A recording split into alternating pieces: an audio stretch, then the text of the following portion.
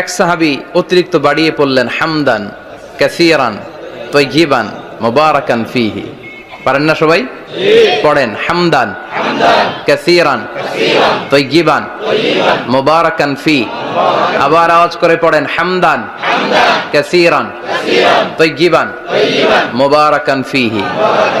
বিশ্বনবী সালাত শেষ করলেন, সালাম ফিরালেন, মুসল্লিদের দিকে মুখ ফিরিয়ে বললেন, সামি আল্লাহু লিমান হামিদা বলে যখন আমি দাঁড়িয়েছি, তোমরা ফিসফিস করে পড়েছ রব্বানা ওয়ালাকাল হামদ।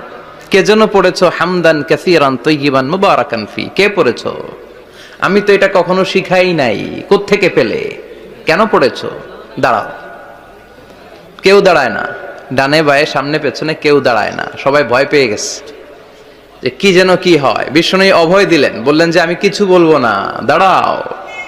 বিশ্বনবী অভয় দেওয়ার পর এক সাহাবী হাত তুলে দাঁড়িয়ে বললেন, ইয়া রাসূলুল্লাহ, আমি পড়েছি। বিশ্বনবী বললেন, কেন পড়েছ? আমি তো এটা শিখাই নাই।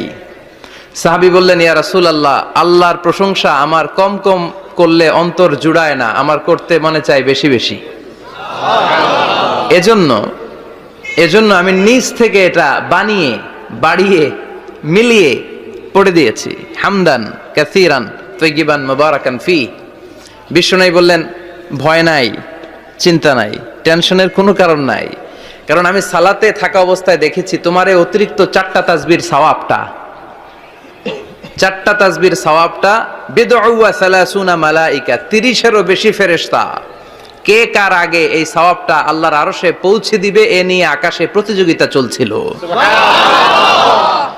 এজন্য আল্লাহর প্রশংসা বেশি বেশি করার দরকার আছে না নাই? বিশ্বনবী সব সময় আল্লাহর প্রশংসা করতেন।